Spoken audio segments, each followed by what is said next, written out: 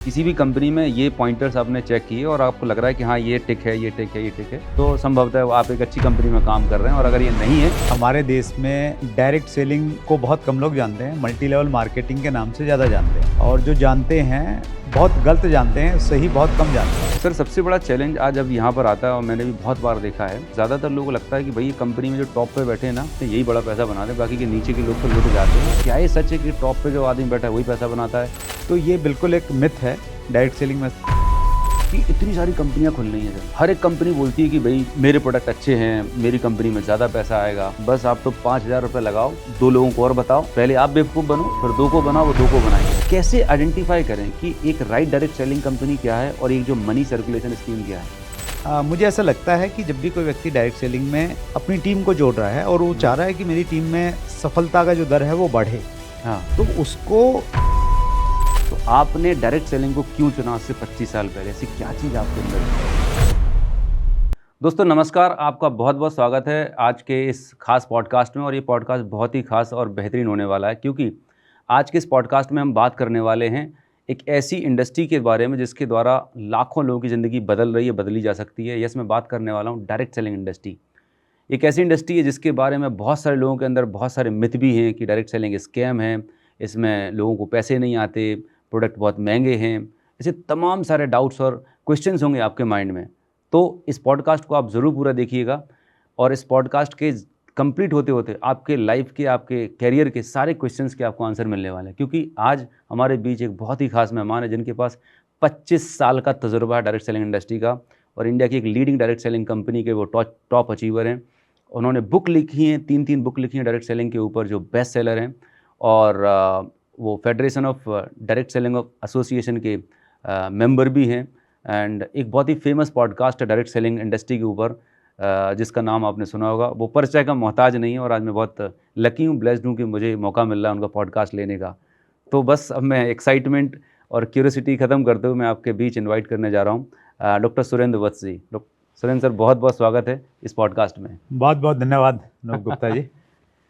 तो सर मैं सीधी बात करना चाहूँगा आपसे कि हम सब पैदा होते हैं ना, तो कोई ये सोच के नहीं पैदा होता कि लोग सोचते हैं डॉक्टर बनूंगा, इंजीनियर बनूंगा, ये बनूंगा।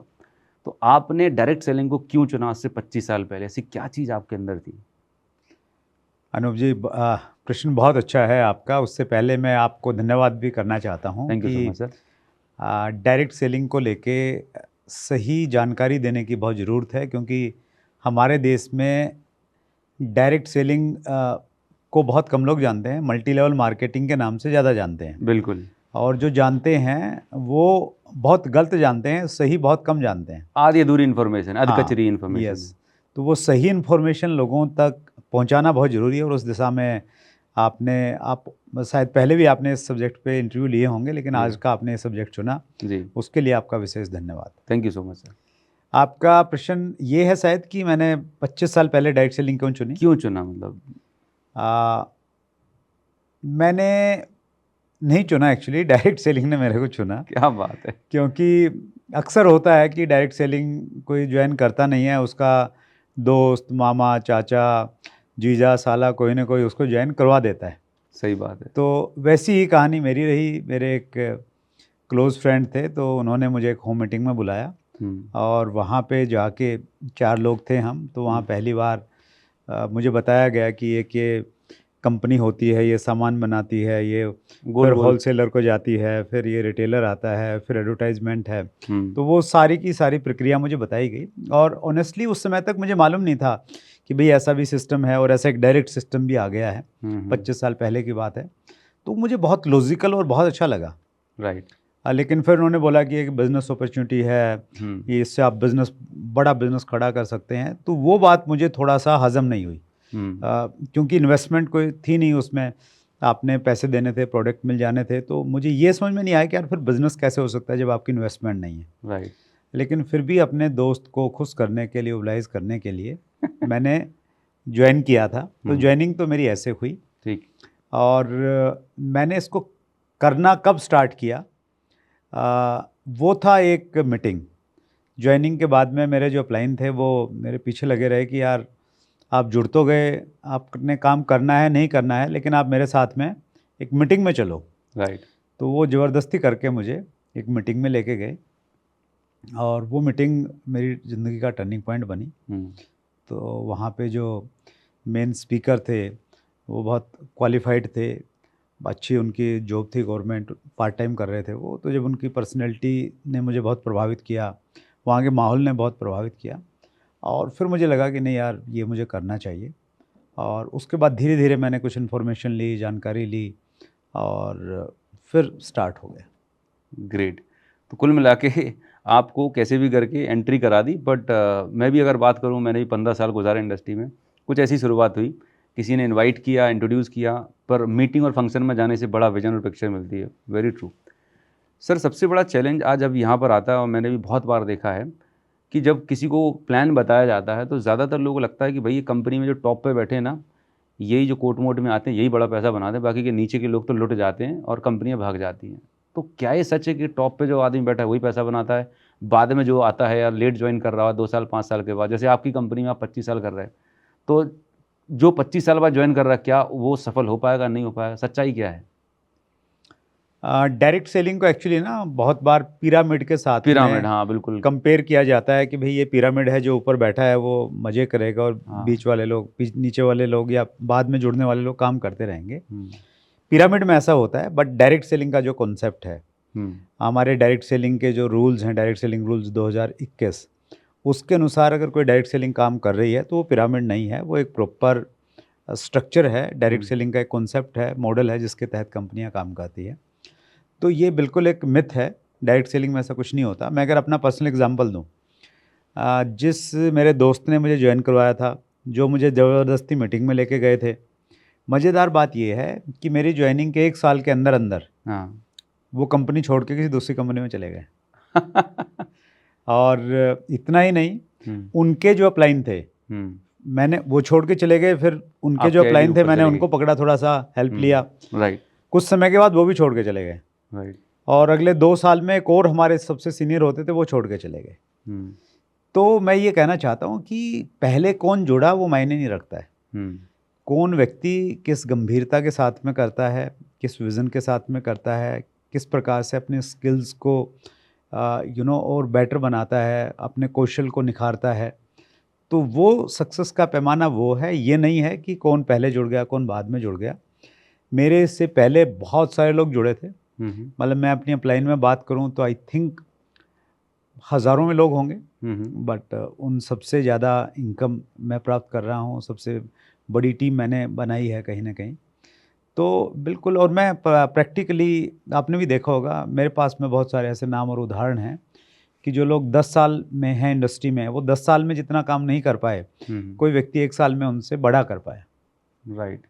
तो आपका कहने का मतलब ये है कि डजेंट मैटर आप कब ज्वाइन करते हैं, कैसे ज्वाइन करते हैं, आप अपनी ऊपर कितना काम करते हैं, आप कितने एफर्ट डालते हैं, अपने आप को कितना डेवलप कर रहे होते हैं। तो किसी के पास भी ग्रो करने की अनलिमिटेड अपॉर्चुनिटी है।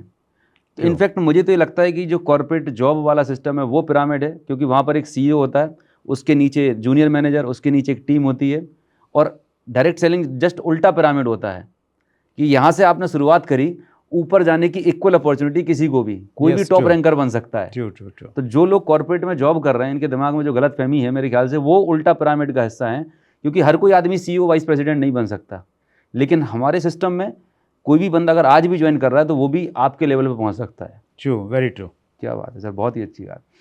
दूसरी एक सबसे बड़ी चीज़ आती है कि इतनी सारी कंपनियां खुल रही हैं सर। हर एक कंपनी बोलती है कि भाई मेरे प्रोडक्ट अच्छे हैं, मेरी कंपनी में ज़्यादा पैसा आएगा, है ना। और कोई कंपनियां तो ये बोलती है कि सर आपको कुछ नहीं करना, बस आप तो 5,000 रुपये लगाओ, राइट, और 2 लोगों को और बताओ और आपके 25 आने लगेंगे। और पहले आप बेवकूफ़ बनो, फिर 2 को बनाओ, वो 2 को बनाएंगे। तो कैसे आइडेंटिफाई करें कि एक राइट डायरेक्ट सेलिंग कंपनी क्या है और एक जो मनी सर्कुलेशन स्कीम क्या है? थोड़ा सा इसके बारे में बताया जाए। बहुत अच्छा प्रश्न पूछा आपने गुप्ता जी। और हमारा जो चैनल है चैट विद सुरेंद्र वत्स, उस पे मुझे लग रहा है कि इस प्रश्न को मैंने ज़्यादा नहीं तो 200 बार ज़रूर पूछा होगा। क्या बात है। और मैं इसलिए पूछता हूँ ताकि लोगों को थोड़ी सी अवेयरनेस आए। Very true.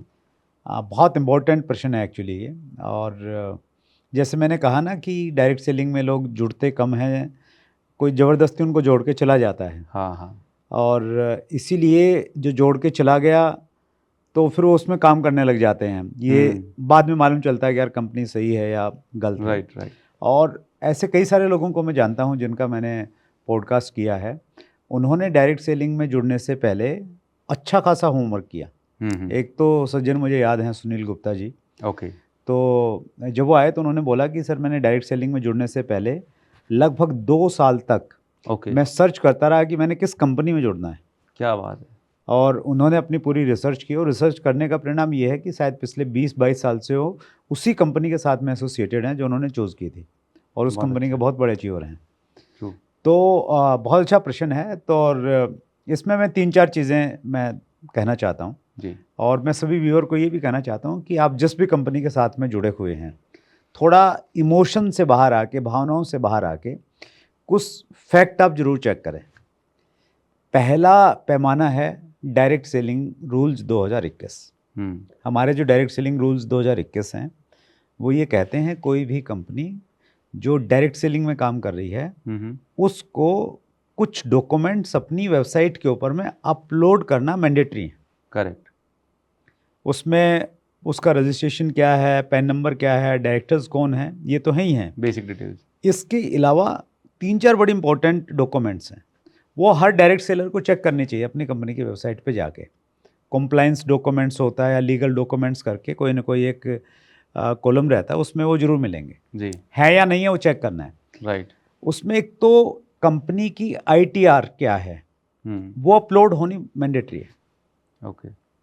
कंपनी की ITR, income tax return, company की बैलेंस शीट मैंडेटरी है वहाँ अपलोड होना। पब्लिकली बिल्कुल वेबसाइट पे आपको दिखाना पड़ेगा। अगर आप नहीं दिखा रहे हैं, हाँ, इसका मतलब ये है कि आप डायरेक्ट सेलिंग रूल्स 2021 का उल्लंघन कर रहे हैं। ओके। और इसके साथ में एक एफिडेविट देना पड़ेगा कंपनी को, एफिडेविट ओके अपलोड करना पड़ेगा कि हम मनी सर्कुलेशन बैनिंग एक्ट 1978 के तहत काम नहीं कर रहे हैं। ओके। और हम डायरेक्ट सेलिंग रूल्स 2021 का पूरी तरह से पालन कर रहे हैं। ओके। वो एफिडेविट उसको वहाँ पे अपलोड करना पड़ेगा। पहला रूल ही हो गया। हाँ, ठीक है। तो ये सारे डॉक्यूमेंट्स अगर कोई कंपनी ने अपलोड कर रखे हैं जी, तो वो सही डायरेक्ट सेलिंग कंपनी है। अगर ये अपलोड नहीं कर रखे हैं तो रेड फ्लैग है, उससे थोड़ा सा बचना चाहिए।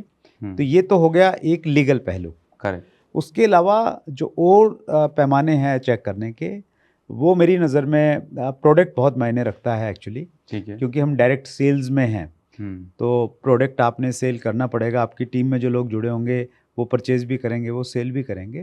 तो प्रोडक्ट वैसा होना चाहिए जिसको डायरेक्ट सेलिंग अपॉर्चुनिटी के अलावा अगर दिया जाए तो आदमी उसको खरीद ले। अच्छा, मतलब ये नहीं कि उसको ये बोलें कि यार ये पेस्ट तूने इसलिए करना है क्योंकि ये पेस्ट करने से तेरे घर में कार आ जाएगी, तेरा घर बन जाएगा, तेरे को इनकम आ जाएगी। बल्कि वो पेस्ट ऐसा होना चाहिए उसको ये लगे कि नहीं यार मेरे को ये पेस्ट अच्छा लग रहा है, इसकी कीमत ठीक है, मुझे सूट कर रही है, तो मैंने इसको यूज़ करना है। मुझे गाड़ी नहीं चाहिए, मुझे घोड़ा नहीं चाहिए, मुझे घर नहीं चाहिए, बस मुझे पेस्ट चाहिए। बस इस प्रकार का प्रोडक्ट होना चाहिए। लेकिन मैंने तो सुना है कि लोग सिर्फ बोलते हैं कि आपका जो प्रोडक्ट है इसलिए यूज़ करना है कि इससे गाड़ी घोड़ा आएगा और इसी से आपके सपने पूरे होने वाले हैं, और इसके अंदर पता नहीं क्या जड़ी बूटी डाल दी गई हैं। 50 का पेस्ट पे 250 में बेचा जाता है। मैं अनूप जी आपके माध्यम से सभी व्यूअर्स को ये कहना चाहता हूँ, और चूँकि मैं इसके बहुत ज़्यादा पक्ष में हूँ और सरकार के साथ में बहुत क्लोजली जब हम बात करते हैं as a part of association, मेरे कई सारे कुलीग भी बहुत बार मेरे से नाराज़ और खपा हो जाते हैं इस चीज़ को लेके, कि मैं ये हमेशा ये कहता हूँ कि भाई प्रोडक्ट जो है ना वैल्यू फॉर मनी होना चाहिए। ट्रू। आप 250 रुपये का अगर टूथपेस्ट बेच रहे हैं ना, आप बेच सकते हैं, बट वो 250 रुपये की वैल्यू तो नहीं होगी क्योंकि आपने होने चाहिए, सिस्टम के तहत भी कुछ काम करना है, बांटना है पैसा। तो इसमें 2-3 चीज़ें हम लोग गवर्नमेंट के हाथ में मिलकर बातचीत कर रहे हैं और हम उम्मीद करते हैं कि देर से देर वो लागू होंगी।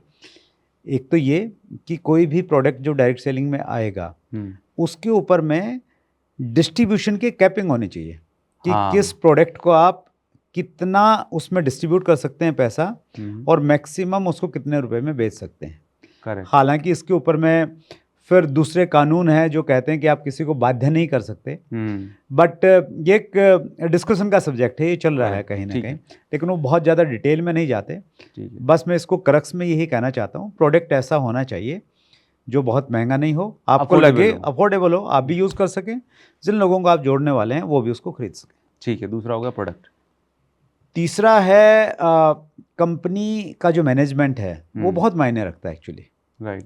अब मैनेजमेंट को कैसे पढ़ें, कैसे देखें कि यार ये मैनेजमेंट ठीक है, एथिकल है, नहीं है, तो वो अपने आप में एक चैलेंजिंग टास्क तो रहता है। लेकिन फिर भी आप प्रयास करें, थोड़ा बहुत गूगल पे देखें, जानें कि इस कंपनी के मैनेजमेंट में कौन लोग हैं, उनकी बैकग्राउंड क्या है, उनकी थोड़ी बहुत कुछ स्पीच सुन लें, सोशल मीडिया पे अवेलेबल होंगी, उससे थोड़ा बहुत आइडिया लगा लें कि यार बंदा किस प्रकार की बातचीत कर रहा है, तो वो जानना बहुत इम्पोर्टेंट है। तो इसको मैं कंपनी प्रोफाइल भी कह सकता हूँ। कंपनी प्रोफाइल में मैनेजमेंट भी आ गया है, उसके एथिक्स भी आ गए हैं। तो एक पहलू हो गया प्रोफाइल, एक हो गया कंपनसेशन प्लान। कंपनसेशन प्लान का पहला पैरामीटर तो ये है कि वो डायरेक्ट सेलिंग रूल्स 2021 के अनुसार होना चाहिए। करेक्ट।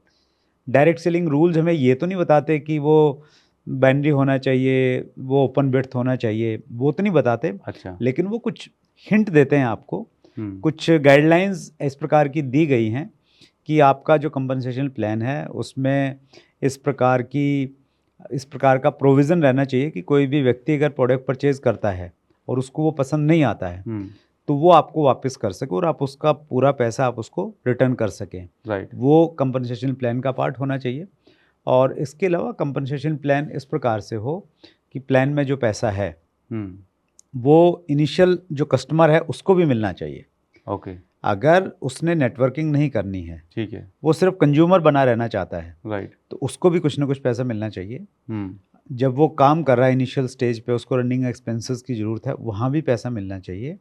जब वो थोड़ा सीनियर लेवल पे जाता है तो उसको थोड़ा सा अपना लाइफस्टाइल भी दिखाने की अगर कहीं ज़रूरत है या एक एग्जांपल बनने की ज़रूरत है तो वहाँ भी उसको इनकम मिलनी चाहिए। तो उस प्रकार का प्लान हो जहाँ हर लेवल पे जो लोग काम कर रहे हैं सबके लिए उस प्लान में पैसा हो।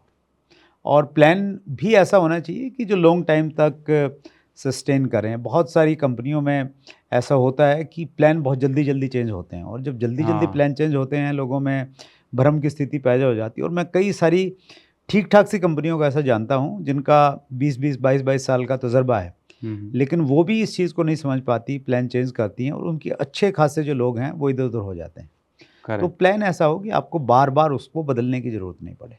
बहुत अच्छा बताया। मतलब अगर समराइज़ करें कि एक अच्छी डायरेक्ट सेलिंग कंपनी कैसे करनी है तो ये हम 4P की बात कर सकते हैं। पहला प्रोडक्ट हो गया, दूसरा प्राइसिंग हो गया, तीसरा कंपनी प्रोफाइल हो गया और चौथा प्लान, कंपनसेशन प्लान हो गया। इसमें एक चीज़ और ऐड करना चाहूँगा मैं, वो है एजुकेशन सिस्टम बहुत मायने रखता है। क्या बात है। क्योंकि हमारे उद्योग में जोश तो बहुत है, लोग खूब एनर्जी के साथ में स्टेज पे बातचीत करते हैं, फील्ड में भी एनर्जी के साथ में रहते हैं, लेकिन जब तक प्रॉपर एजुकेशन नहीं होगी तो वो जोश ज़्यादा दिन तक टिक नहीं पाएगा। तो एजुकेशन बहुत इंपॉर्टेंट है। प्रॉपर एजुकेशन सिस्टम जहाँ पे है, जिस कंपनी में है, जहाँ बेसिक, स्कोर, कार्डिनल, इस टाइप के एजुकेशन का कोई ऑलरेडी सिस्टम बना हुआ है पहले, तो उसको ध्यान में रख के ज्वाइन करेंगे तो मुझे लग रहा है कि फिर परिणाम बहुत जल्दी मिल जाएंगे। तो ये 4-5 चीज़ें एक और मैंने ऐड कर दी उसमें। ग्रेट। तो अगर किसी भी कंपनी में ये पॉइंटर्स आपने चेक किए और आपको लग रहा है कि हाँ ये टिक है, ये टिक है, ये टिक है, तो संभवतः आप एक अच्छी कंपनी में काम कर रहे हैं। और अगर ये नहीं है तो सावधान हो जाइए, कहीं ना कहीं आप अपना समय ख़राब करने वाले हैं और आपके माध्यम से जो लोग भी आएंगे वो चले जाएंगे। तो एक जो आजकल चलती है कि एक इथिकल डायरेक्ट सेलिंग कंपनी की अगर हम बात करें और एक मनी सर्कुलेशन का, तो कहीं ना कहीं जो इथिकल डायरेक्ट सेलिंग कंपनी है वहाँ पर आपको पैसा प्रोडक्ट के टर्नओवर पे मिलता होगा, और जो मनी सर्कुलेशन होती है वहाँ पर आप किसी न किसी स्टोरी, कहानी के माध्यम से क्रिप्टो फॉरेक्स के नाम से आप पैसे लेते हैं और वही पैसा फिर मार्केट में घूमता है, जो लोग तुरंत अमीर बनने के चक्कर में शायद वो ट्रैप में जाते हैं। बिल्कुल सही कह रहे हैं कि जब हमारे डायरेक्ट सेलिंग के रूल्स नहीं थे तब भी अनएथिकल कंपनी किसी न किसी रूप में आती थी। जो डायरेक्ट सेलिंग के नाम पे काम करती थी और आज भी कर रही है, जिसमें इस समय क्रिप्टो को लेके जो आपने बोला, क्रिप्टो और फॉरेक्स ट्रेडिंग, ये दो बड़े थ्रेट हैं हमारे लिए। एक प्रकार से थ्रेट मतलब डायरेक्ट सेलिंग में जब इसको प्रोडक्ट के रूप में लाया जाता है तब ये थ्रेट बन जाते हैं। करेक्ट। अदरवाइज कोई व्यक्ति क्रिप्टो खरीदे नहीं खरीदे, फॉरेक्स ट्रेडिंग करे नहीं करे, वो उसका अपना रिस्क है और गवर्नमेंट की अपनी रूल एंड रेगुलेशन है। लेकिन हमारा एक ही ऑब्जेक्शन है as a part of direct selling association कि फॉरेक्स ट्रेडिंग और क्रिप्टो करेंसी के जो प्रोडक्ट हैं वो डायरेक्ट सेलिंग में एज ए प्रोडक्ट नहीं आने चाहिए। और शायद मेरे ख्याल से यही एक सबसे बड़ा रीज़न भी है कि इतनी सारी नेगेटिविटी लोगों के अंदर हो जाती है, क्योंकि हमने भी पैसा लगाया, क्योंकि दोनों मॉडल में कहीं ना कहीं जोड़ने का सिस्टम है कि आप पहले जुड़ें, चाहे प्रोडक्ट से जुड़ें चाहे पैसे जुड़ें, लेकिन लोगों के दिमाग में परसेप्शन वही जाता है कि मैंने कंपनी आई थी, उन्होंने मेरे 5-10 हज़ार रुपये लगवाए, 50 हज़ार रुपये लगवाए और वो कंपनी भाग गई, बंद हो गई। तो यहाँ पर एज ए पर्सन जो इस पॉडकास्ट को देख रहे हैं यूज़र, कभी आप अपनी कॉमन सेंस से बुद्धि लगाइए कि अगर कोई महान आत्मा आपके पास आ रही है और वो बोलता है कि मैं आपको 1 लाख रुपए जमा करें और आपको साल का 30% 40% रिटर्न हम देंगे, तो कहीं आपको ये अपने आप सवाल करने की ज़रूरत है कि भारत सरकार को अगर इतने अच्छे रिटर्न मिल रहे होते, टाटा बिरला अंबानी को मिल रहे होते, तो शायद वही ये सब कुछ काम कर रहे होते, उनको इतनी बड़ी फैक्ट्री, इतने बड़े काम धंधे करने की क्या ज़रूरत थी। तो कहीं ना कहीं हमारे अंदर का जो लालची प्रवृत्ति है वो जग जाती है और फिर हम ब्लेम करते हैं इंडस्ट्री को। क्यों? सही बात है कि नहीं सर? बिल्कुल सही कह रहे हैं आप। मनुष्य का जो स्वभाव है ना, हाँ, थोड़ा सा आलसी और रहता है, लालची रहता है। और कहीं भी अगर आपको लगे कि आपको रिटर्न्स देने का प्रॉमिस किया जा रहा है कि इतना पैसा दे दो, इतना रिटर्न मिलेगा या पर मंथ मिलेगा, तो वो बिल्कुल सीधा सीधा संकेत है कि ये लाल फ्लैग है, खतरे का निशान है। बिल्कुल उससे खुद भी बचें और दूसरों को भी बचाएं। जो सही डायरेक्ट सेलिंग कंपनी होगी उसमें आपको काम करनी पड़ेगी, मेहनत करनी पड़ेगी। शायद पहले महीने से पैसा नहीं आएगा, कुछ समय लगेगा, थोड़ी मेहनत करनी पड़ेगी। और जहाँ ऐसा कुछ दिखे तो इसका मतलब ये है कि ये मतलब आप एक सही दिशा में आप जा रहे हैं। मतलब अगर कोई ऐसा व्यक्ति मिलता है तो समझो साढ़े सात ही शनि महाराज आपके घर पे आ गए हैं, हाथ जोड़ के चाय पिला के नमस्ते कर लो। मुद्दे की बात ये है। बिल्कुल सही है। तो अब एक चीज़ आपने बताई सर कि डायरेक्ट सेलिंग में ये तो समझ में आ गया चूज़ कैसे करना है। अब यहाँ पर जो सक्सेस का रेशियो है वो कहते हैं कि बहुत कम सक्सेस का रेशियो है, ज़्यादातर लोग ज़िंदगी भर स्ट्रगल करते रहते हैं। तो ऐसा क्या कारण है कि बहुत सारे लोग इस इंडस्ट्री में आते हैं, ज्वाइन करते हैं, प्रोडक्ट यूज़ करते हैं, कुछ महीने मीटिंग ट्रेनिंग में भी जाते हैं, लेकिन फिर उसके बाद वो कहानी बन जाते हैं। तो ज़्यादातर लोग असफल क्यों हो जाते हैं इस इंडस्ट्री में? क्या कारण लगता है आपको? वही टॉप 3-4 रीजन्स आपने देखे इतने साल के अनुभव में। जी, पहली चीज़ तो अनूप जी, कोई भी इंडस्ट्री आप उठा लीजिए या कोई भी क्षेत्र आप उठा लीजिए जी, वहाँ पे अगर आप देखेंगे तो सक्सेस हमेशा कम लोगों के पास में ही रहती है। आईएएस का एग्ज़ाम देने के लिए, यूपीएससी का एग्ज़ाम देने के लिए देश भर में करोड़ों लोगों का सपना रहता है। लाखों लोग शायद परीक्षा देते हैं और उसमें शायद आई थिंक 1000 के लगभग लोग उसमें सेलेक्ट होते हैं। क्रिकेट की अगर हम बातचीत करें तो विराट कोहली को देख के और शुभमन गिल को देख के बहुत सारे बच्चे प्रेरित होते हैं और वो भी वैसे ही बनना चाहते हैं, लेकिन कितने लोग वहाँ तक जा पाते हैं? 150 करोड़ में से 11 लोग आते हैं। हाँ, तो कोई भी चीज़ आप बॉलीवुड को उठा के देख लीजिए, वहाँ कितने लोगों का सपना और कितने लोग वहाँ पे स्ट्रगल करते हैं और कितने उनमें से अमिताभ बच्चन और शाहरुख खान बन पाते हैं या दीपिका पादुकोण बन पाते हैं। तो ठीक इसी प्रकार से हमारे यहाँ पे भी सक्सेस का जो रेशियो है, जो दूसरी जगह है वैसे ही हमारा है। ऐसा नहीं कह सकते कि यार यहाँ नहीं है, कम और ज़्यादा है। हाँ, अच्छा। दूसरी बात, स्कोर कैसे बढ़ाया जा सकता है वो बड़ा इम्पोर्टेंट है। मुझे ऐसा लगता है कि जब भी कोई व्यक्ति डायरेक्ट सेलिंग में जुड़ता है या आप किसी को जोड़ते हैं, राइट, अगर कोई व्यक्ति इस पॉडकास्ट को देख रहा है और वो अपनी टीम को जोड़ रहा है और वो चाह रहा है कि मेरी टीम में सफलता का जो दर है वो बढ़े, हाँ, तो उसको स्टार्टअप के ऊपर में बहुत ज़्यादा काम करने की ज़रूरत है। एक व्यक्ति जब ज्वाइन करता है उसको मैं बोलता हूँ कि वो एक नवजात शिशु की तरह है। सही बात है। जैसे घर में जो बच्चा पैदा होता है ना, वो एक पैदा होते ही वो एक अलग दुनिया में प्रवेश करता है। सही है। और वो इस दुनिया के लिए हैबिचुअल नहीं है, तो इसलिए नवजात शिशु का हम बहुत ध्यान रखते हैं, बहुत केयरिंग करते हैं हम लोग उसकी। और जब वो थोड़ा बड़ा हो जाता है तो फिर वो इस दुनिया का हिस्सा बन जाता है। फिर उस पर बाहर का मौसम और वातावरण उतना असर नहीं करता। और जब वो जवान हो जाता है तो एक दिन हमने उसकी केयर की थी तो आगे जाके वही हमारी केयर करने लग जाता है। तो सेम वे में एक जो आपका डायरेक्ट सेलर है उसकी एज कितनी भी है, उसकी एजुकेशन क्वालिफिकेशन कुछ भी है, लेकिन वो एक नवजात शिशु है, उसको उसी तरह से आप ट्रीट करें। एक व्यक्ति के साथ में पहले 7 दिन आपने क्या काम किया, वो बड़ा इम्पोर्टेंट है। वो तय करेगा कि वो रुकेगा या नहीं रुकेगा, वो सक्सेस होगा या नहीं होगा। ओके। तो मैं इसको 3 भागों में बांटता हूँ जी। आपके पास में प्रॉपर एक प्लानिंग होनी चाहिए कि 7 दिन उसके साथ में क्या काम करना है, एक नए ठीक है। एसोसिएट बाहर के साथ में 1 महीना 30 दिन उसके साथ में क्या क्या करना है, क्या क्या सिखाना है, और पहले 100 दिन उसके साथ में क्या क्या काम करना है। ओके। तो ये 3 चीज़ें अगर डिसाइड हो जाएं प्रॉपर तरीके से, तो फिर मुझे लगता है सक्सेस रेट बढ़ जाएगा। और ज़्यादातर लोग इन्हीं 3 चीज़ों पे नहीं कर रहे होते, मतलब उसी का आपने आंसर दिया।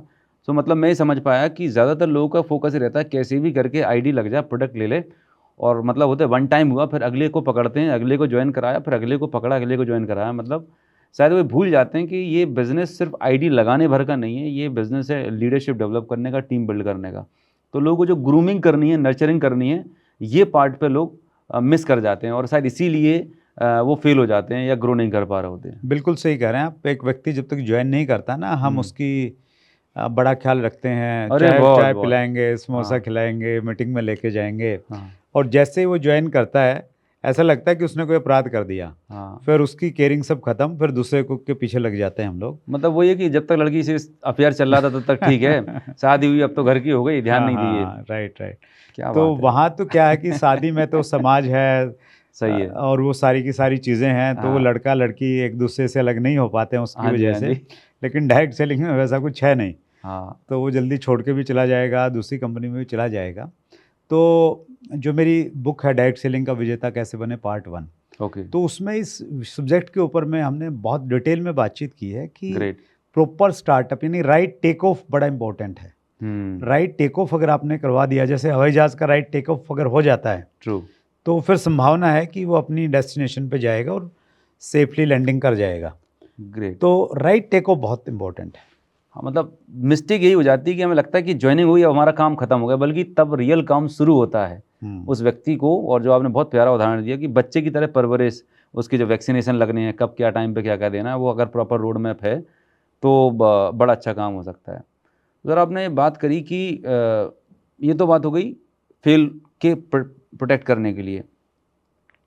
अब जब हम बहुत सारे मीटिंग और सेमिनार्स में देख रहे होते हैं, या कुछ लोगों को, मैंने बहुत सारे लोगों को देखा है इस इंडस्ट्री में, कि जैसे ही वो ज्वाइन करते हैं, थोड़ा बहुत पैसा आया तो उनको वो कंपनीज़ क्या थी, बड़ी गाड़ियाँ दिलवा देंगे, या शो ऑफ बहुत किया जाता है। मतलब, और मैं बहुत लोगों को सोशल मीडिया कमेंट करते देखते हैं कि अगर किसी ने गाड़ी की, हवाई जहाज़ की बात की, अभी एक वो पोस्ट वायरल हुई थी जिसने मतलब सोशल मीडिया पे इतने करोड़ का टैक्स है, वैसा है। तो सच्चाई क्या है, मतलब क्या सही तरीका होना चाहिए? और फाइनेंशियल एजुकेशन बिल्कुल नहीं है। मैंने बहुत बड़े लीडर्स को, बहुत बड़े, मतलब बहुत बड़ी टीम को ख़त्म होते हुए देखा है इसी चक्कर में, क्योंकि जब पैसा आया तो लाइबिलिटीज़ बना ली, सेविंग नहीं थी, क्योंकि ये बिज़नेस है, अप्स एंड डाउन्स आते रहते हैं, कोई बैकअप प्लान नहीं था। तो आपका क्या सोचना है, मतलब फाइनेंशियल एजुकेशन का कितना बड़ा रोल है, और क्या ये इंटीग्रेट होनी चाहिए कंपनीज़ की तरफ से, या अपलाइन या टीम की तरफ से? यस, डायरेक्ट सेलिंग में जो गाड़ियों की बात होती है या इनकम की बात होती है, कहीं ना कहीं हाँ, मतलब इसकी शुरुआत कैसे हुई पहले उसको भी समझना हमें बहुत ज़रूरी है, जी। ताकि हम ये समझें कि इसकी शुरुआत क्यों हुई थी और अब इसकी ज़रूरत नहीं है। ओके। मैं 25 साल पहले डायरेक्ट सेलिंग में आया, जी। तो उस समय डायरेक्ट सेलिंग हमारे देश में एक नया नया सब्जेक्ट था लोगों के बिल्कुल लिए। बिल्कुल। जैसे मैंने बताया कि होम मीटिंग में जब मुझे बताया गया वो गोले बना के कि भाई ऐसा ऐसा एक सिस्टम होता है और ये एक नया सिस्टम आया है, जी। तो मेरे लिए वो एक न्यूज़ थी। मुझे नहीं मालूम था कि अच्छा ऐसा भी हो सकता है क्या। और फिर मेरा प्रश्न ये था कि यार ये बिज़नेस कैसे हो सकता है, पैसा कैसे आ सकता है, क्योंकि हम लगा तो इसमें कुछ रहे नहीं। तो लोगों को यकीन नहीं होता था कि यार ऐसा करने से पैसा आता है। तो मुझे अच्छे से याद है अनूप जी, 24-25 साल पहले जब हमने ज्वाइन किया, तो उस समय कंपनी हमें डीडी भेजती थी, डिमांड ड्राफ्ट आता था हमारे नाम से, और हम उस डिमांड ड्राफ्ट को 1000, 1200, 1500 का आता था इनिशियली, उसको हम बैंक में नहीं लगाते थे, हम उसको लोगों को दिखाते थे कि यार मैंने कंपनी ज्वाइन की थी, ये प्रोडक्ट इस्तेमाल करें, और मेरे पास में देखो ये 1200 का डीडी आया है, ताकि लोगों को यकीन हो। लोगों को यकीन होता था, उसको देख के यकीन होता था, राइट। उनको लगता अच्छा तेरा आया तो यार फिर तो चलो मैं भी जुड़ जाता हूँ। वहाँ से शुरुआत हुई थी। और जब हम उसको बैंक में लगाते भी थे तो उसकी कम से कम भी 20-30 कॉपियाँ करके रखते थे अपने पास में। और जो हमारे पास एक फ़ाइल रहती थी या हम टीम को फाइल देते थे तो हमारे उस चेक की या ड्राफ्ट की कॉपी दिखाते थे लोगों की, भाई ऐसे ऐसे पैसा आता है। लेकिन आज उस चीज़ की ज़रूरत नहीं है। आज डायरेक्ट सेलिंग में पैसा आता है, ये लोगों को मालूम चल गया है। अभी तो अब हमारे ऊपर में टैग ये लग गया है कि यार ये है ना, बड़ी बड़ी हाँकते हैं, लंबी लंबी बातें करते हैं और दिखावा ज़्यादा करते हैं। बिल्कुल। तो जब ऑलरेडी लोग ये कह रहे हैं ना दिखावा करते हैं, तो वो दिखाने की ज़रूरत ही नहीं बिल्कुल भी। राइट। उसको मतलब कहीं ना कहीं अब बैलेंस तभी होगा जब आप उसके बारे में बात ही नहीं करोगे। तब लोगों को लगेगा कि हाँ यार ठीक है। तो थोड़ा सा एक्सेस हो गई ये चीज़ें कहीं ना कहीं। तो बहुत ज़्यादा दिखावा करने की ज़रूरत नहीं है। अगर आपने कभी कोई बात बतानी है तो वो थोड़ा शालीनता के साथ में बताइए। अगर आप के पास में अच्छी गाड़ी भी है जी, तो अगर आप थोड़ा बेढंगे तरीके से आप उसको बताएंगे ना तो वो सही मैसेज क्रिएट नहीं करती। आपके पास में बड़ा घर है, इनकम आप प्राप्त कर रहे हैं, तो वैसे ही लोगों को सोसाइटी में एक ह्यूमन साइकोलॉजी क्या है कि जो बहुत ज़्यादा पैसे वाला बन कम गया, टाइम में, हाँ कम में बनाया ज़्यादा में भी बन गया, तो लोग उसको मतलब ईर्ष्या करते हैं थोड़ी सी। वो चुभता है क्योंकि यार हमारे पास तो आया नहीं, उसके पास में कैसे आ गया। तो वो साइकोलॉजिकली लोगों को बहुत पसंद नहीं है वो चीज़। राइट। तो अगर आप बहुत ज़्यादा ऐसी बात करोगे तो लोगों की सराहना कम मिलेगी, लोगों की ईर्ष्या, लोगों का गुस्सा कहीं ना कहीं आपको शायद ज़्यादा झेलना पड़ेगा। दूसरी बात, हमारे यहाँ पे डायरेक्ट सेलिंग इंडस्ट्री में फाइनेंशियल के बारे में बहुत कम एजुकेशन दी जाती है। बहुत ज़्यादा ज़रूरत है इस पे काम करने की।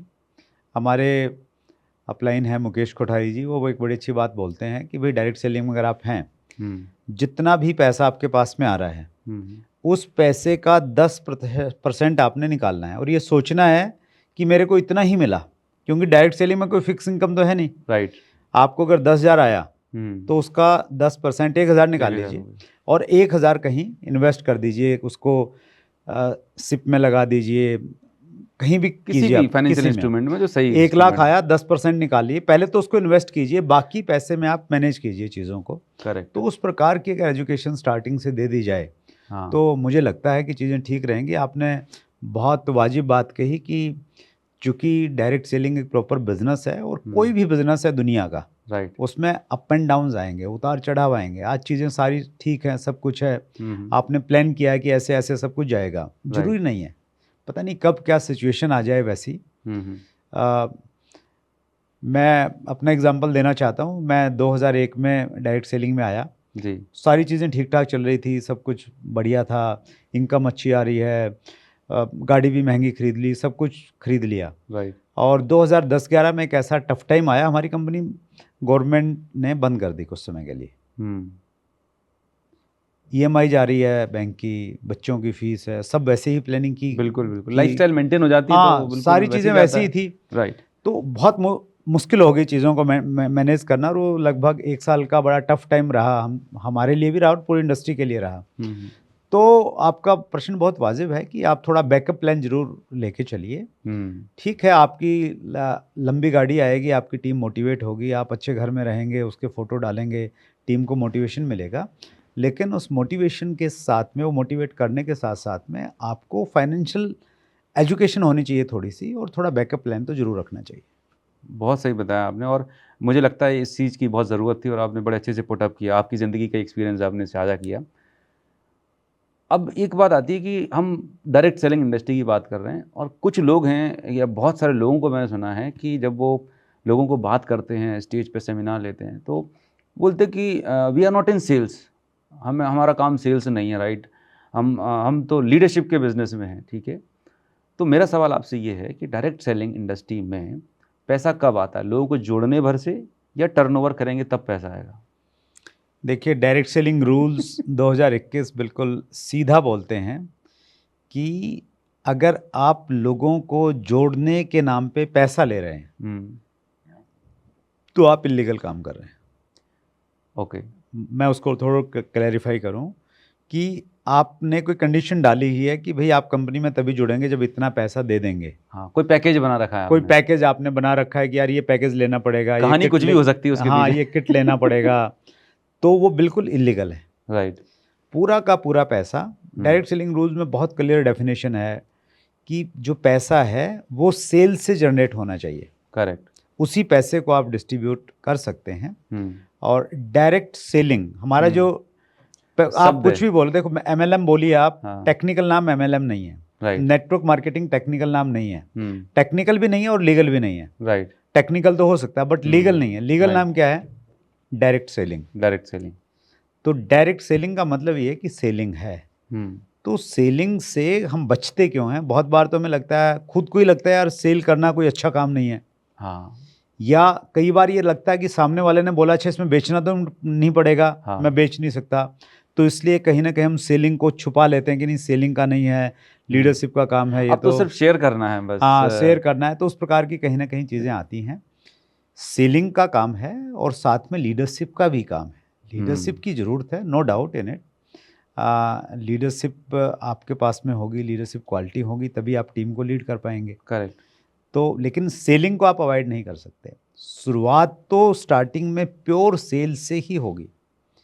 सेल करने के जो भी, जब आप किसी बंदे को ज्वाइन करवाते हैं ना, तो वो क्या है? वो भी तो एक सेलिंग है ना। वो भी इट्स पार्ट ऑफ सेल्स। मतलब प्रोडक्ट ही नहीं है, मतलब हम इंटरव्यू देने जा रहे हैं या लड़के लड़की आपस में मिल रहे हैं, शादी कर रहे हैं। तो मेरे ख्याल से जो सेलिंग की परिभाषा है वो लोगों के दिमाग में बहुत नेगेटिव है कि डोर टू डोर लोगों को जाके पीछे पड़ के सेल्स करना। सेलिंग इज समथिंग ट्रांजेक्शन, मतलब हम और आपस में कोई बातचीत कर रहे हैं, अपना प्रस्ताव रख रहे हैं।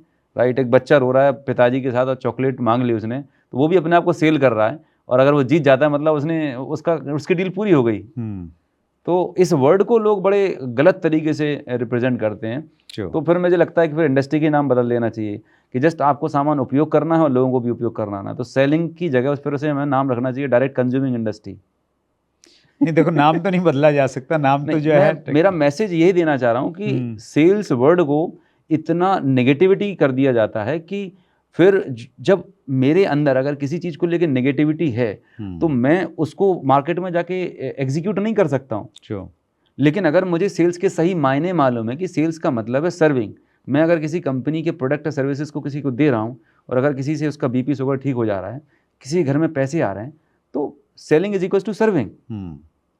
बिल्कुल, मैं आपकी बात से इत्तेफाक रखता हूँ कि जो हमारा माइंड सेट है, हाँ, बेसिकली वो यही होना चाहिए कि हमने सर्विंग इंडस्ट्री में हम लोग, हाँ, लोग ही मदद और कर रहे हैं। सेल जो है ना बाय डिफ़ॉल्ट आएगी वहाँ पे कि भाई परमात्मा ने मुझे मौका दिया है, अगर आपके पास में ऐसे प्रोडक्ट हैं जो लोगों की सेहत अच्छी बना सकते हैं, जो ज़्यादातर डाइट सेलिंग में रहते हैं, तो बस आप उसी भावना के साथ में लोगों के साथ में मिलिए, उनकी सहायता कीजिए। आज के टाइम पे लोगों को हेल्थ के बारे में बहुत ज़्यादा जानकारी नहीं है, न्यूट्रिशन के बारे में ज़्यादा जानकारी नहीं है, और उस प्रोडक्ट के साथ साथ में आप और होलिस्टिक अप्रोच के साथ में उसको थोड़ा सा अवेयरनेस दीजिए। खुद भी एक हेल्दी लाइफस्टाइल अपनाइए एज ए डायरेक्ट सेलर, और उनको भी गाइड कीजिए कि वो भी एक हेल्दी लाइफस्टाइल के साथ में अच्छे पोषक तत्व इस्तेमाल करके ज़िंदगी को अच्छा बना सकते हैं।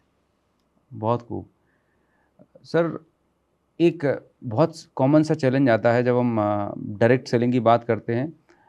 लोगों को क्या होता है कि वो जो अपनी टीम में बहुत सारा काम कर रहे होते हैं, उनकी कई टीमें रहती हैं, जब तक वो काम करेंगे किसी पर्टिकुलर लेग में टीम में, तब तक तो वहाँ से बिजनेस आता है, लेकिन अगर वो नहीं जा पाए तो वहाँ फिर वो काम नहीं हो पाता है। तो कहीं ना कहीं एक जो कहते हैं डुप्लीकेशन या लीडरशिप की कमी है, तो इसको कैसे दूर किया जाए? क्योंकि अल्टीमेट गोल हमारा है as a business direct selling industry में कि हमें पैसे होना चाहिए, पैसिव रेजिडुअल इनकम आनी है। लेकिन मैंने देखे 10-10 साल हो गए लोगों को, अभी भी वो वहीं पे जाके उसी व्यक्ति के साथ काम कर रहे हैं, वही प्लान वही डेमो चल रहा है। तो इसके बारे में क्या राय है? बहुत अच्छा प्रश्न आपका है और बहुत इम्पोर्टेंट प्रश्न है अनूप जी। डुप्लीकेशन की शुरुआत है ना पहले दिन से होनी चाहिए।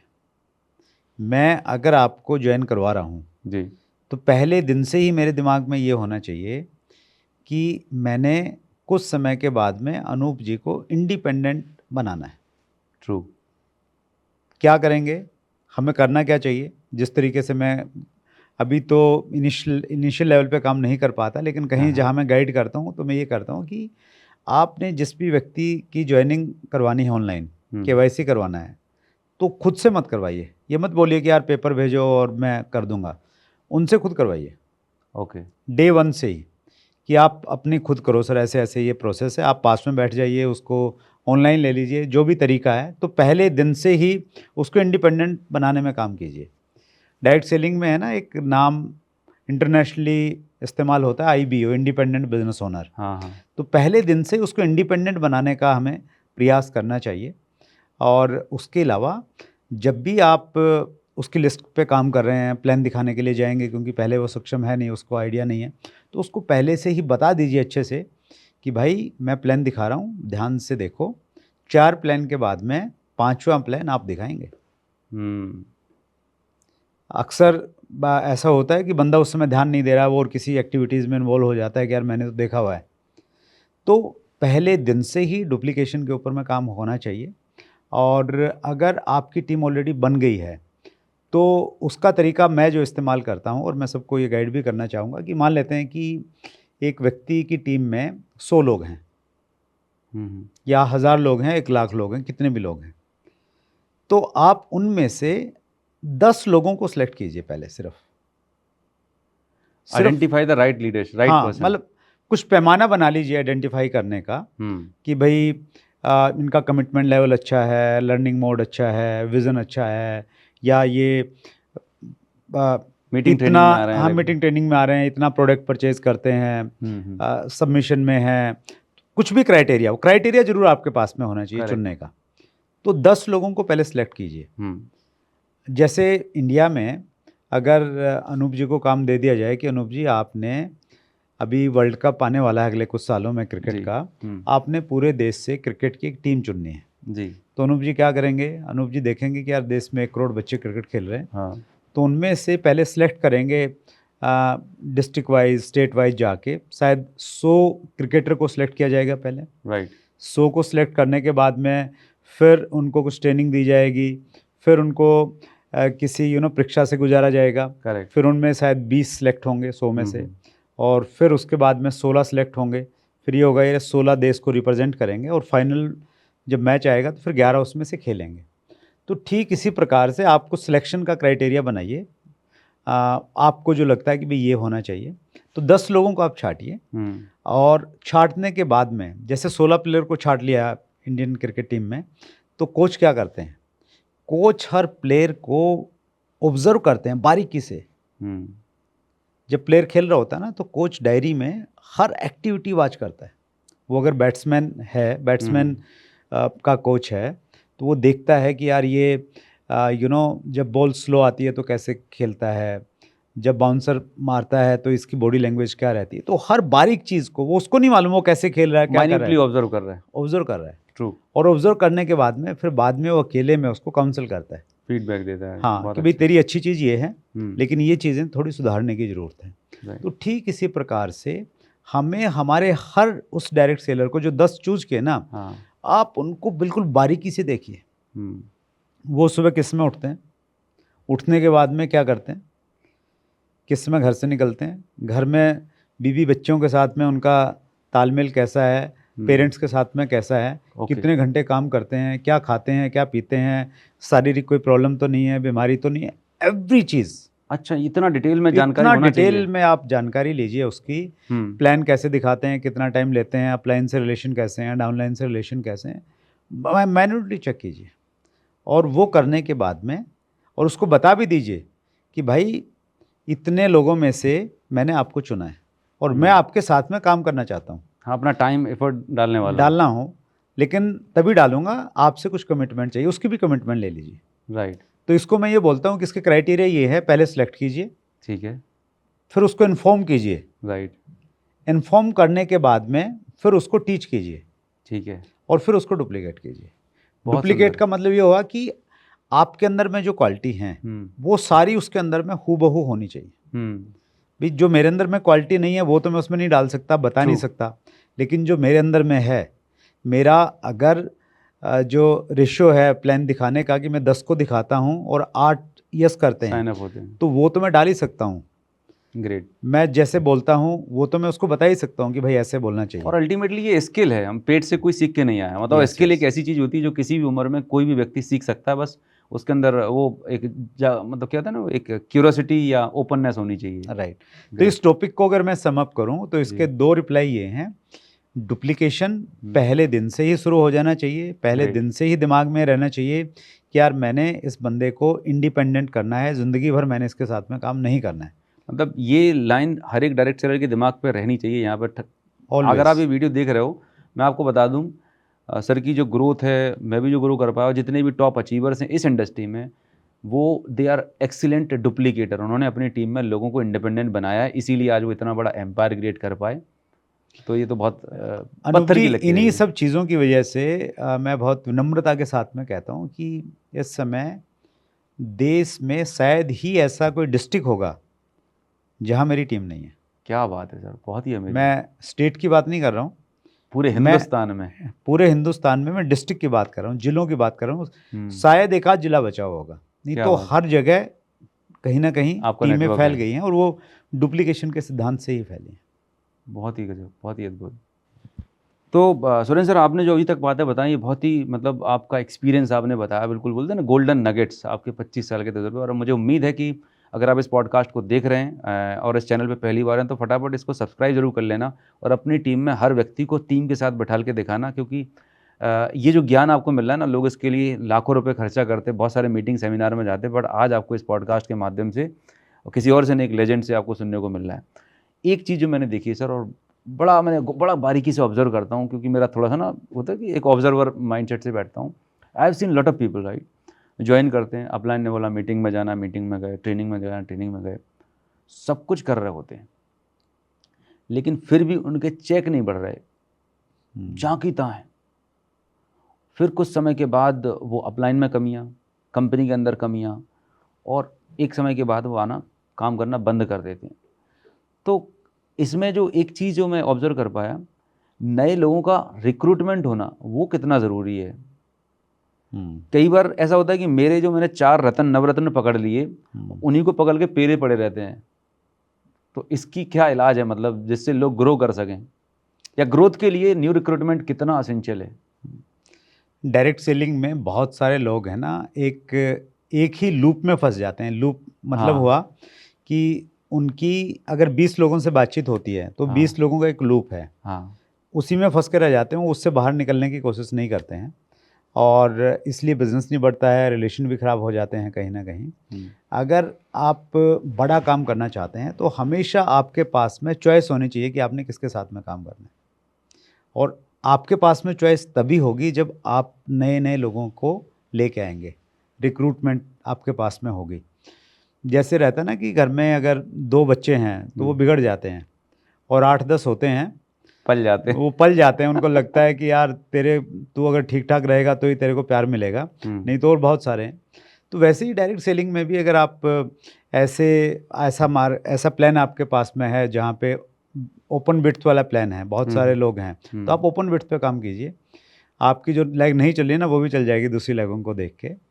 और रिक्रूटमेंट भी बहुत इम्पोर्टेंट है, लूप तोड़ना बहुत इम्पोर्टेंट है। लूप तोड़ने के लिए ज़रूरी ये है कि आपके जितने भी ग्रुप हैं, हर ग्रुप की डेप्थ आपके कंट्रोल में होनी चाहिए। ओके।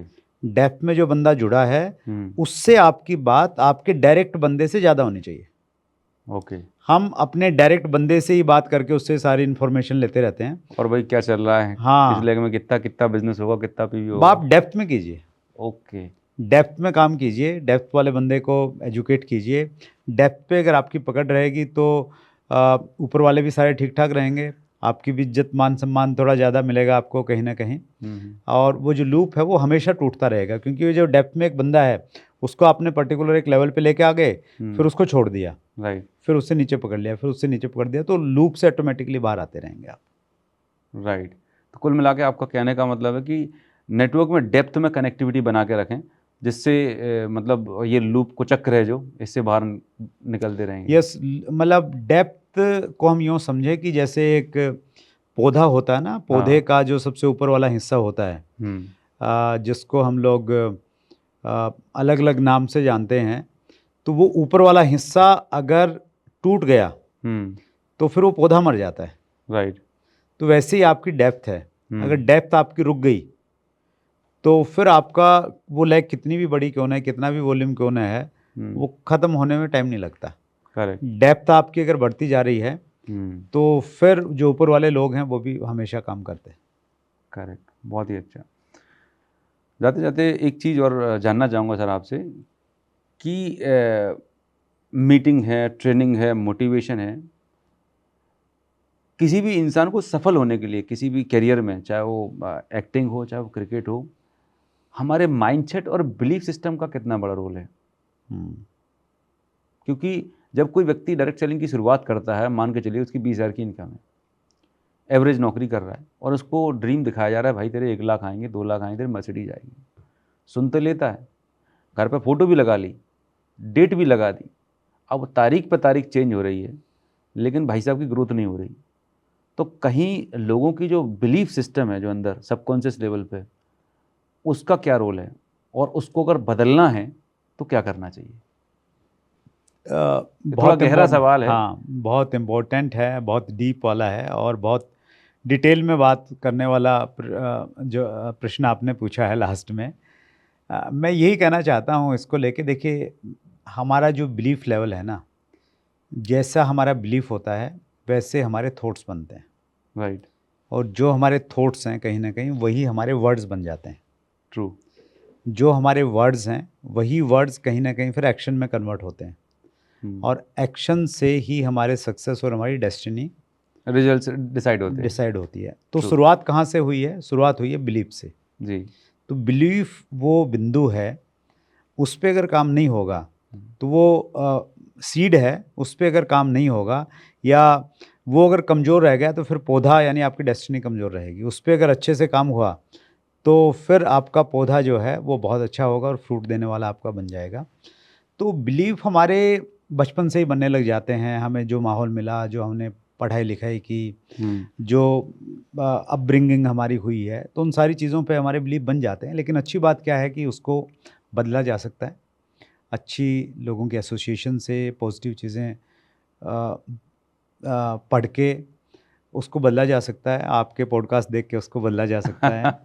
तो उसको बदलने की ज़रूरत है, कहीं ना कहीं बिलीव करने की ज़रूरत है इस चीज़ पे कि अगर दूसरे लोगों ने ये किया है तो फिर आप भी कर सकते हैं।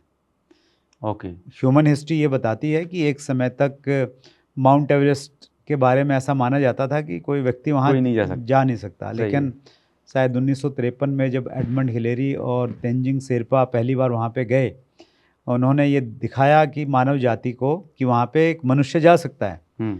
और इतिहास पर गवाह है, आज हज़ारों लोग हर साल वहाँ पे जाते हैं, अपने देश का झंडा वहाँ पे गाड़ते हैं जाके। तो सेम वे में अगर किसी भी व्यक्ति ने कुछ काम किया है तो दूसरे लोग भी कर सकते हैं। तो बिलीव तो होना ही चाहिए। लेकिन एक चीज़ मैं इसमें और कहना चाहता हूँ बिलीव के साथ में, जिस चीज़ पे मेरा बहुत फर्म बिलीव है वो ये कि कोई भी इंडस्ट्री है, वो आप डायरेक्ट सेल में हैं, आप एक्टिंग में हैं, आप सिंगिंग में हैं, आप एक स्टूडेंट हैं इवन जी, आप 5 साल अपनी ज़िंदगी के पागलपन के साथ अगर दे देंगे ना, राइट, तो बाकी ज़िंदगी आपकी आसान हो जाएगी। मैं इसको यूँ कहता हूँ कि 5 साल बगैर शर्त के काम करो, विदाउट एनी कंडीशन, राइट। जैसे एक सैनिक काम करता है ना, कोई कंडीशन नहीं है, जैसी ड्यूटी जहाँ मिल गई पूरे उत्साह के साथ में अपनी ड्यूटी देता है, अच्छी भावना के साथ में देता है। और 5 साल आप काम करो। एक कोटेशन है जिसमें बड़ा बिलीव है मेरा, work like a soldier, live like a king. क्या बात है। काम करो तो एक सैनिक की तरह करो और ज़िंदगी जियो फिर तो फिर राजा की तरह जियो, फिर अपनी कंडीशन के साथ में जियो। मैंने डायरेक्ट सेलिंग में अनूप जी पहले 5 साल जो काम किया, एक अलग तरीके से काम किया, एक अलग पागलपन के साथ में काम किया। 30 दिन में 28 दिन 28 रात घर से बाहर रह के, ट्रेन में जनरल कंपार्टमेंट में लंबी लंबी ट्रैवलिंग करके, उस समय जब जेब में पैसा नहीं रहता था, 3 टाइम में से 1 टाइम खाना खा के काम किया, पागलों की तरह काम किया। और लगभग 5 साल के बाद में मैं ऑलमोस्ट फाइनेंशियली फ्री हो गया था। तो मेरा बड़ा फर्म बिलीव है इस चीज़ में कि आप रुक रुक के काम मत करो, आप आधे अधूरे मन से काम मत करो, फोकस्ड होके 5 साल बगैर कंडीशन के काम कर लो, बाकी ज़िंदगी आपकी बहुत आसान हो जाएगी। बहुत अच्छी बात कही कि बिलीफ तो है ही, और जो आपने एक अच्छी चीज़ बताई कि अगर एक ही चीज़ पकड़ ली इस पूरे पॉडकास्ट में कि अगर इस दुनिया में, भारत में डायरेक्ट सेलिंग में अगर कोई व्यक्ति 10 लाख, 50 लाख, 1 करोड़ रुपए कमा सकता है तो आप भी कमा सकते हैं। क्योंकि एक व्यक्ति अगर माउंट एवरेस्ट जा सकता है तो आप भी जा सकते हैं, कि परमात्मा ने सबको 24 घंटे दिए हैं, वही काबिलियत, वही क्षमता के साथ हमें पैदा किया है। तो ये तो एक बात आपने बताई। और दूसरी चीज़ मुझे बड़ी अच्छी लगी कि कंसिस्टेंसी बेहद ज़रूरी है। लोग इस बिज़नेस को समझते हैं पार्ट टाइम, सम टाइम। मैं जब पूछता हूँ कि भाई आपको पैसा कब चाहिए, रेगुलर चाहिए, कंसिस्टेंट चाहिए, काम करेंगे इनकंसिस्टेंट और पैसा चाहिए कंसिस्टेंट, तो कैसे काम होगा? दुकान भी खोलनी पड़ती है तो रोज़ खोलनी पड़ती है, नौकरी भी जाना होता है तो रोज़ जाना होता है। लेकिन चैलेंज यहाँ पर आता है कि अगर किसी को सर्दी जुकाम होगा तो सबसे पहले प्लान दिखाना बंद हो जाएगा। बर्थडे पार्टी में जाना तो सारे काम छूट जाएंगे, बाकी काम चलते रहेंगे। मतलब सबसे पहले डायरेक्ट सेलिंग बिजनेस को लोग साइड कर देते हैं, छोटे मोटे चैलेंज जाते हैं, बाकी का जो मेन प्रोफेशन है वहाँ पर फोकस रहते हैं। जो आपने कहा ना अनूप जी कि 10, 12, 15 साल से लोग काम कर रहे हैं, एक्चुअली वो पूरे मन से काम नहीं कर रहे हैं। सही बात आधे, है। अगर उनके पास में रिजल्ट नहीं है ना, हाँ, तो वो आधे अधूरे मन से काम कर रहे हैं। कभी मूड आया तो कर लवर लिया। टाइप के बन चुके हैं, बस अच्छा हाँ, आ रहा है, वो मजा लग रहा है, बस लवर मीटिंग में। हाँ। हैं, दे आर नॉट लीडर्स। मैंने पहले 5 साल में किसी भी त्यौहार पे, बहुत कम त्योहारों पे मैं घर पे रहा। बच्चों के बर्थडे पे कभी मैं नहीं रहा। हमारी मैरिज एनिवर्सरी में कभी मैं घर पे नहीं था। बच्चों की पीटीएम में मैं उन 5 सालों में कभी नहीं रहा, मैडम ही जाते थे। तो आपको थोड़ा तो सेक्रीफाइस करना पड़ेगा अगर आपने आगे की ज़िंदगी अच्छी जीनी है तो। मूल्य तो चुकाना पड़ेगा, प्राइस तो Yes. पे करनी पड़ेगी। और मैं देख पा रहा हूँ आज आपने इतना बड़ा जो मेंशन, वत्स मेंशन बनाया, बड़ा बहुत ही खूबसूरत। सर आपको बहुत बहुत बधाई कि आपने इंडस्ट्री के लिए इतना समय दिया, इतने लाखों लोगों की लाइफ को इंस्पायर किया, और एक इंडस्ट्री के लिए आप इतना कुछ कर रहे हैं। जाते जाते मैं ये जानना चाहूँगा, सम अप करने के लिए, कि कोई भी व्यक्ति इस पॉडकास्ट को देख रहा है और वो चाह रहा है कि मैं डायरेक्ट सेलिंग इंडस्ट्री में अपना करियर बनाऊँ, तो आने वाले 5, 10, 20 साल आपको क्या लगता है, क्या भविष्य है भारत में डायरेक्ट सेलिंग का? अनूप जी, अगर हम WFDSA world federation of direct selling association के आंकड़े देखते हैं जी। और उसमें लास्ट 3 साल का CAGR देखते हैं, कंपाउंड एनुअल ग्रोथ रेट देखते हैं, तो बताते हैं कि हमारा नंबर वैसे तो विश्व में 11वां है, लेकिन हमारा जो CAGR है वो सबसे तेज है। अच्छा, इंडिया हाँ, में? मतलब आई थिंक अब ये 8% के लगभग है। तो वो आंकड़े बताते हैं कि हम बहुत अच्छा कर रहे हैं और आगे बहुत अच्छी संभावनाएं हैं। हमारे यहाँ पे डायरेक्ट सेलिंग के रूल्स नहीं थे, पहले सब कुछ ऐसे ही चल रहा था, कोई देखने सुनने वाला नहीं था। अब चीज़ें बदली हैं। निश्चित रूप से डायरेक्ट सेलिंग के अच्छे दिन आने वाले हैं, उसकी आहट हो गई है। और अब मुझे लगता है कि अगले 5, 7, 10 साल बहुत इम्पोर्टेंट है। हर इंडस्ट्री एक फ़ेज़ से गुजरती है। पहले एक स्ट्रगल का फ़ेज़ रहता है, उसकी रिकॉग्निशन नहीं रहती है, फिर एक फ़ेज़ आता है जब वो बहुत अच्छे से ग्रो करती है। तो मुझे लग रहा है कि अभी इंडिया में वो फ़ेज़ ऑलमोस्ट आने वाला है। मैं ये तो नहीं कहूँगा कि वो बिल्कुल आ गया है, राइट। वो ऑलमोस्ट आने वाला है। अभी भी कुछ चैलेंजेस हैं, अभी भी जैसे आपने बोला क्रिप्टो के नाम पे, फॉरेक्स ट्रेडिंग के नाम पे बहुत सारी चीज़ें हो रही हैं, लेकिन धीरे धीरे जो कोहरा है, जो धुंध है, वो छट रहा है और एक ऐसा समय आएगा जब चीज़ें बहुत क्लियर दिखेंगी लोगों को। आपसे बात करते करते आई कि आज हम सोशल मीडिया के ज़माने में जी रहे हैं सर, और आज आप किसी को कोई चीज़ खरीदनी होती है तो रिव्यू देखता है वो कि इसके बारे में कितने अच्छे बुरे रिव्यू हैं। When it comes to MLM, अगर कोई व्यक्ति लीडर घर में प्लान दिखा रहा होता है तो वो सीधा कंपनी और प्रोफाइल सर्च करना शुरू कर देता है। तो ऐसे बहुत सारे वीडियोज़ इंटरनेट पर भरे पड़े हुए हैं जो अच्छी इथिकल डायरेक्ट सेलिंग कंपनीज़ हैं। लोग उन वीडियोज़ के आधार पर अपनी राय बना लेते हैं कि मैं ये बिज़नेस करूँ या ना करूँ। तो ऐसे लोगों के लिए आपका क्या मैसेज है? क्योंकि इंटरनेट पे दोनों चीज़ें मिलती हैं, अच्छी भी मिलेगी, बुरी भी मिलेगी, पर आप क्या चीज़ को देख के डिसाइड कर रहे हैं? बिल्कुल सही आपने बोला, बहुत वाजिब प्रश्न है। आज के टाइम में स्पेशली जो यूथ है वो सोशल मीडिया को बहुत फॉलो करता है। बिल्कुल। और वहाँ पे चीज़ें सही हैं तो मानता है कि सही है, और वहाँ पे कुछ गलत है तो मान लेता है कि गलत है। बिल्कुल। जबकि ये थोड़ा सा मानना सही नहीं है, क्योंकि दोनों प्रकार की चीज़ें हैं कहीं ना कहीं। बिल्कुल। तो उसको आपको अपनी कॉमन सेंस के साथ में चेक करने की कहीं ना कहीं ज़रूरत है।